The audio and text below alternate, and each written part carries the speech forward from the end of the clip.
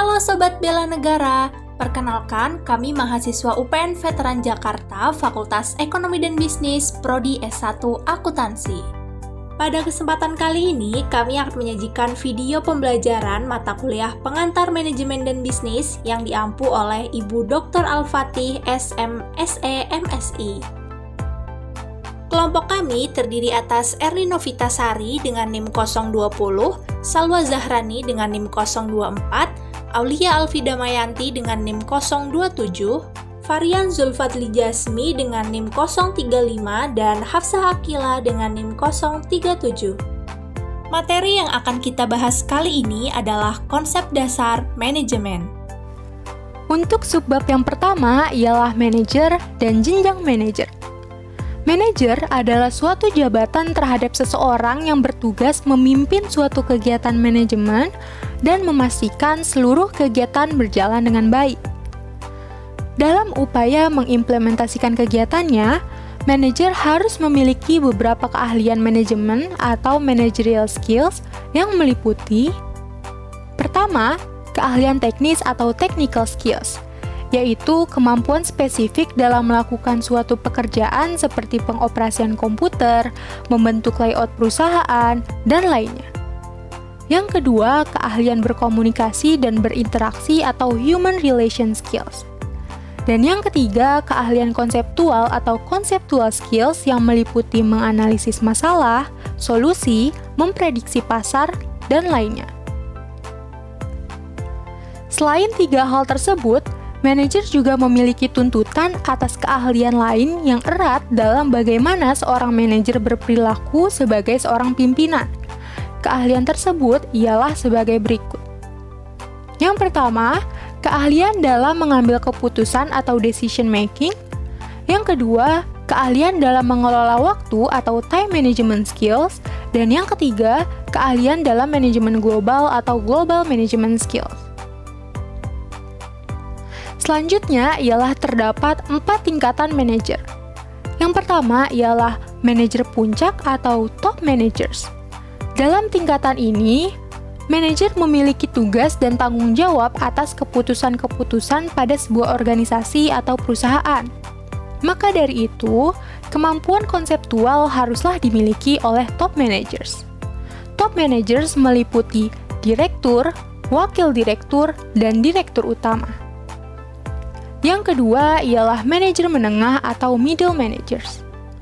Manajer pada tingkat menengah memiliki tanggung jawab atas melaksanakan rencana perusahaan agar mencapai tujuan dan juga dalam pembentukan relasi.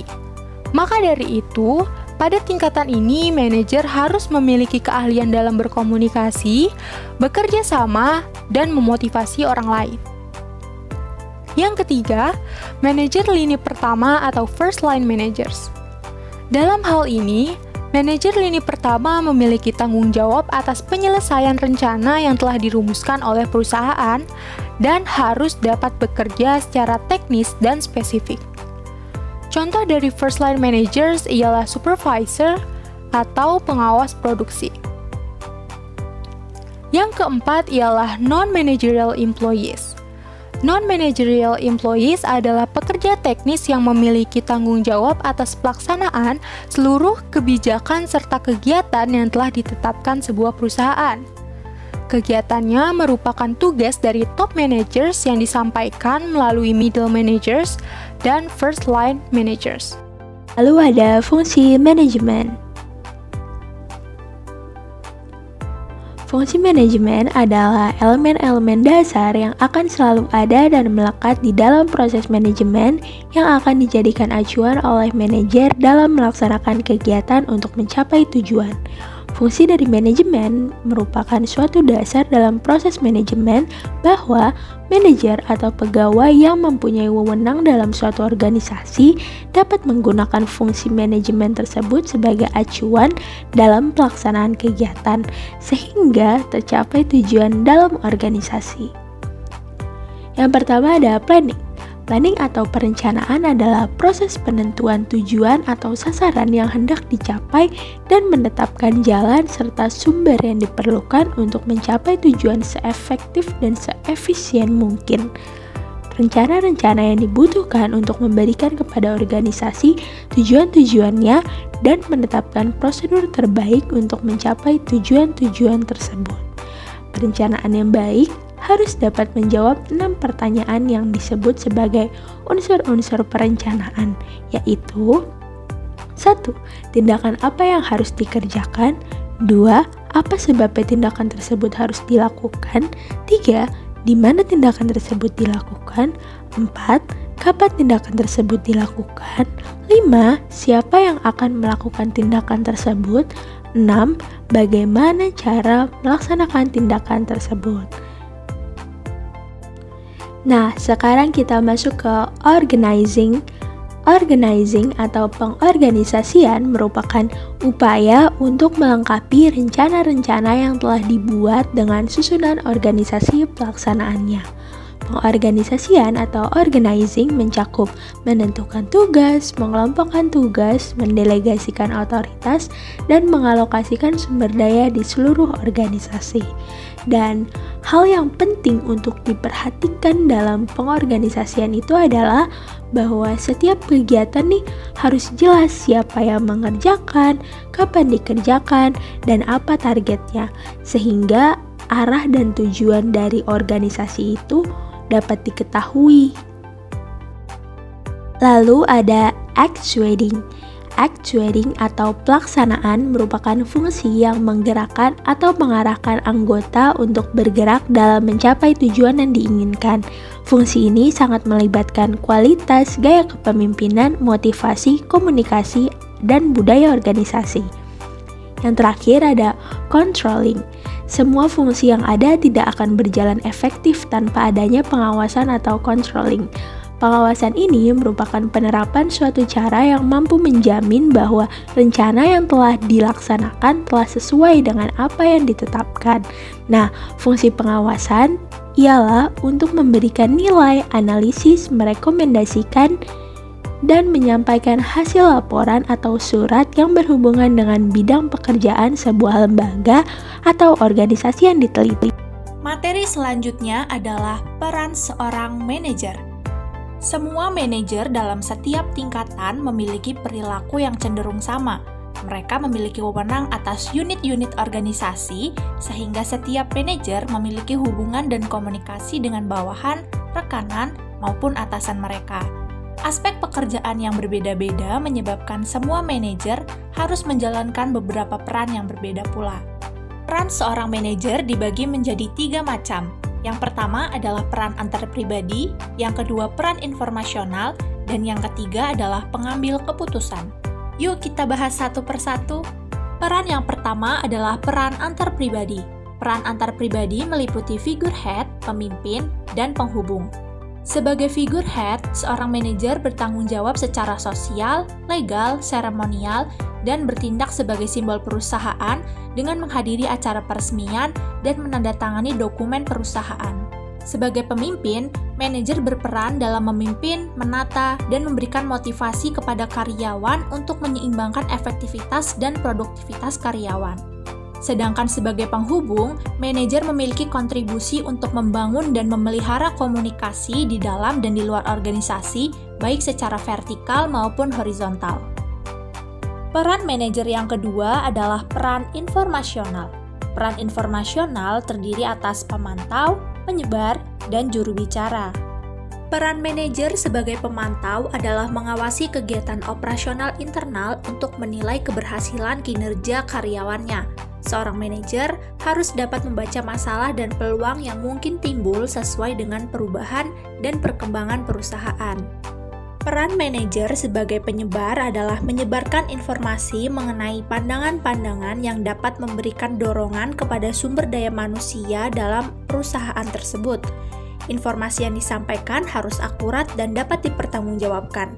Oleh karena itu, seorang manajer harus memiliki kemampuan berpikir kritis dan mampu menyaring informasi yang didapatkan. Sedangkan peran manajer sebagai juru bicara adalah mewakili perusahaan dalam menyuarakan aspirasinya. Oleh karena itu, seorang manajer harus memiliki public relation dan public speaking yang mumpuni untuk menginformasikan dan melobi orang-orang yang berkepentingan untuk menjaga stabilitas perusahaan. Peran seorang manajer yang ketiga adalah sebagai pengambil keputusan. Dalam mengambil keputusan tersebut, seorang manajer memiliki 4 peran utama, yaitu sebagai peredam gangguan, kewirausahaan, alokator, dan perunding. Peran manajer sebagai pereda gangguan yaitu manajer menjadi penetralisir terhadap berbagai permasalahan yang berpotensi menimbulkan ketegangan, gangguan, dan gesekan dalam perusahaan. Seorang manajer harus mampu mengatasi situasi kritis seperti sengketa yang harus segera diambil tindakan korektif untuk mencari jalan keluar yang strategis. Peran manajer sebagai kewirausahaan maksudnya adalah seorang manajer harus memiliki jiwa kewirausahaan dan keterampilan yang sangat dibutuhkan pada masa seperti sekarang ini. Peran manajer dalam konteks ini adalah mengidentifikasi ide-ide dan membentuk inovasi baru dan memulai perbaikan untuk masa depan. Berwirausaha ini dapat dimulai dengan mendorong rekan kerja atau bawahan untuk membuat proyek perbaikan, bisnis bersama, dan memberdayakan tim untuk proses kemajuan. Peran manajer sebagai alokator adalah mengalokasikan sumber daya yang dimiliki perusahaan dan memiliki wewenang penuh untuk mengendalikannya. Seorang manajer harus bersikap objektif tanpa mengutamakan yang satu dan mengesampingkan yang lainnya dalam mengalokasikan sumber daya. Peran manajer sebagai perunding merupakan peran terakhir yang harus dijalankan oleh seorang manajer, biasanya berupa proses negosiasi. Negosiasi dilakukan dengan berbagai pihak untuk meningkatkan kualitas sumber daya dalam mencapai tujuan perusahaan. Dalam proses negosiasi, seorang manajer melakukan hal-hal seperti membela kepentingan bisnis, mempertahankan kepentingan perusahaan, dan menjaga kestabilan perusahaan.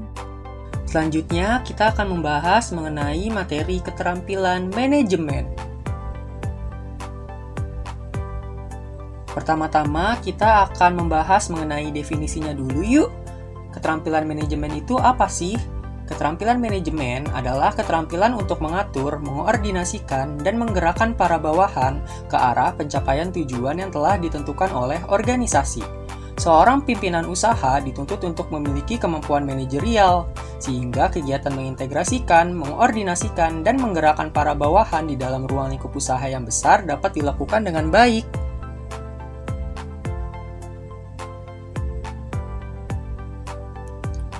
Nah, selanjutnya kita akan membahas mengenai jenis-jenis keterampilan manajemen. Di dalam jenis keterampilan manajemen itu dibagi menjadi 4 keterampilan. Yang pertama ada keterampilan konseptual, yang kedua ada keterampilan komunikasi, yang ketiga ada keterampilan teknis waktu, dan yang keempat ada keterampilan keputusan. Untuk di bagian slide ini kita akan membahas terlebih dahulu mengenai keterampilan konseptual dan keterampilan komunikasi. Yang pertama ada keterampilan konseptual. Apa sih keterampilan konseptual itu? Manajer tingkat atas atau top manager harus memiliki keterampilan untuk membuat konsep, ide, dan gagasan demi kemajuan organisasi. Keterampilan ini sering disebut sebagai keterampilan konsepsional. Gagasan atau ide serta konsep tersebut kemudian harus dijabarkan menjadi suatu rencana kegiatan untuk menciptakan gagasan atau konsepnya. Konsep penjabaran ide menjadi suatu rencana kerja yang konkret itu biasanya disebut sebagai konsep perencanaan. Oleh karena itu, keterampilan konsepsional juga merupakan keterampilan untuk membuat rencana kerja. Selanjutnya ada keterampilan komunikasi. Selain kemampuan konseptual, manajer juga perlu dilengkapi dengan keterampilan berkomunikasi atau keterampilan berhubungan dengan orang lain yang disebut sebagai human skill. Komunikasi yang persuasif harus selalu diciptakan oleh manajer terhadap bawahan yang dipimpinnya. Dengan komunikasi yang persuasif, bersahabat, dan kebapaan akan membuat karyawan merasa dihargai dan kemudian mereka akan bersikap terbuka kepada atasan. Keterampilan berkomunikasi diperlukan baik pada tingkatan manajemen atas, menengah, maupun bawah. Selanjutnya ada keterampilan teknis waktu dan keterampilan keputusan. Yang pertama-tama kita akan membahas mengenai keterampilan teknis waktu.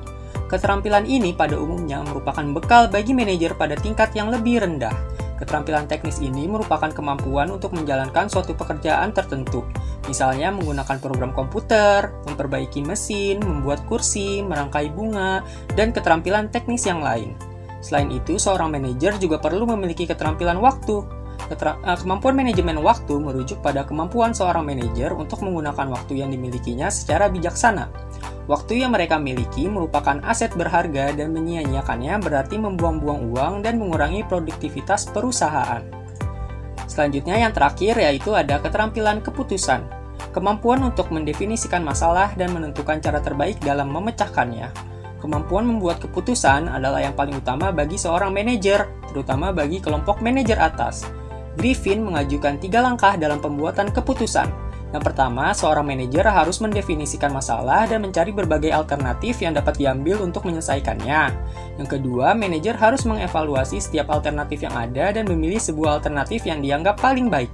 Dan yang terakhir, manajer harus mengimplementasikan alternatif yang telah ia pilih serta mengawasi dan mengevaluasinya agar tetap berada di jalur yang benar. Perubahan pekerjaan manajer. Manajemen perubahan. Manajemen perubahan merupakan salah satu upaya dan pendekatan yang dilakukan secara terstruktur dan sistematis, yang dimanfaatkan untuk membantu individu atau suatu organisasi untuk menerapkan sumber daya dan pengetahuan dalam merealisasikan perubahan dari kondisi sekarang menuju kondisi yang lebih baik secara efisien dan efektif untuk memperkecil dampak dari proses perubahan itu. Adapun perubahan organisasi menurut Edgar Schein. Yang pertama ada unfreezing atau pencairan, sebuah proses penyadaran terhadap karyawan yang terkena perubahan tentang perlunya atau adanya kebutuhan untuk berubah. Pada tahap ini akan ditandai dengan memperkenalkan informasi-informasi yang menggambarkan perbedaan antara perilaku yang ada dengan perilaku yang diinginkan oleh anggota organisasi, sehingga karyawan sadar akan pentingnya perubahan. Yang kedua, changing atau perubahan. Langkah yang berupa tindakan baik memperkuat maupun memperlemah. Perubahan dapat melibatkan agen perubahan untuk membantu proses perubahan yang membantu proses perubahan melalui identifikasi dan internalisasi. Dalam tahap ini, sikap dan perilaku baru diajarkan kepada karyawan. Yang ketiga, refreezing atau pembekuan kembali. Tahap ini dilakukan dengan memberikan dukungan atau memaksa perilaku yang baru yang akan membawa kembali organisasi kepada keseimbangan yang baru. Pada hakikatnya, manajemen perubahan merupakan sebuah proses yang mengadopsi pendekatan manajemen guna melakukan suatu perubahan pada suatu perusahaan. Tanggapan manajer terhadap perubahan. Yang pertama, pasif. Tidak peduli mengenai masa depan, yang terpenting adalah mengerjakan pekerjaan dengan sebaik-baiknya tanpa ditunda. Dan yang terpenting adalah bekerja keras dan efisien. Yang kedua, reaktif. Menunggu perubahan apa yang akan terjadi nantinya. Hal tersebut nantinya akan disesuaikan dengan keadaan perubahan. Yang ketiga, antipatif. Perlunya mencari tahu akan perubahan apa yang terjadi mengenai sumber-sumber perubahannya dan menyiapkan sarana prasarana yang sesuai untuk ikut berubah bersama. Yang keempat, proaktif. Sebuah obsesi yang terdapat di dalam diri untuk menjadi pemimpin perubahan dengan ikut menentukan serta menciptakan perubahan untuk menentukan standar-standar baru di dalam industri. Sumber-sumber penolakan perubahan. Yang pertama, ketidakpastian. Dalam setiap perubahan pasti akan selalu mengakibatkan ketidakpastian, meskipun dengan tingkat yang berbeda-beda. Perubahan dalam struktur organisasi dapat mengakibatkan ketidakpastian pekerjaan yang baru atau ketidakpastian apakah akan ada pemberhentian kerja atau tidak. Yang kedua, individualis. Anggota dalam suatu organisasi pastinya akan bekerja demi organisasi tersebut, karena anggota tersebut akan mengharapkan perolehan imbalan atas apa yang sudah dikerjakan, seperti gaji dan kepuasan kerja. Yang ketiga, perbedaan persepsi. Apabila perubahan terjadi, maka reaksi yang diberikan oleh karyawan akan berbeda-beda, tergantung dari persepsi masing-masing karyawan yang menanggapinya. Dan yang terakhir, perubahan suasana kerja. Perubahan akan membawa perubahan suasana dan jaringan kerja yang sudah terbentuk mapan menjadi berantakan, akibat adanya perubahan. Metode penanganan penolakan perubahan. Yang pertama, pendidikan dan komunikasi. Memberikan penjelasan mengenai kebutuhan akan perubahan dan logika dari perubahan kepada seluruh anggota organisasi melalui komunikasi yang terjalin. Pendekatan ini dapat digunakan jika terjadi adanya kekurangan informasi atau informasi yang tidak tepat. Yang kedua, partisipasi dan penyertaan. Meminta bantuan kepada anggota organisasi untuk mendesain perubahan yang terjadi pada anggota organisasi. Pendekatan dapat dilakukan bila badan hukum yang bertanggung jawab tidak mempunyai seluruh informasi yang dibutuhkan untuk mendesain perubahan dan orang lain mempunyai kekuatan besar untuk menolak terjadinya perubahan. Yang ketiga, memberikan fasilitas dan dukungan. Memberikan program pelatihan ulang, liburan, dukungan emosional, dan memahami karyawan yang akan berpengaruh terhadap perubahan. Pendekatan dapat digunakan bila karyawan akan menolak karena masalah penyesuaian diri. Yang keempat, negosiasi dan persetujuan. Melakukan negosiasi dengan penolakan potensial. Pendekatan dilakukan bila beberapa orang atau organisasi dengan kekuatan besar menolak perubahan. Yang kelima, manipulasi dan pemilihan anggota. Memberikan peran yang diinginkan kepada orang yang berpengaruh dalam mendesain atau mengimplementasikan proses perubahan. Pendekatan ini dilakukan bila taktik lain yang digunakan tidak berhasil atau terlalu mahal. Yang terakhir, memaksa secara terang-terangan. Maksudnya, menakut-nakuti dengan kehilangan pekerjaan atau pemindahan, tidak dipromosikan atau sebagainya. Pendekatan ini digunakan bila kecepatan dalam proses perubahan diperlukan, dan badan hukum yang bertanggung jawab akan perubahan memiliki kekuatan yang cukup besar. Sekian video dari kami, terima kasih telah menyaksikan dan semoga bermanfaat. Sampai jumpa di video-video berikutnya dan salam bela negara.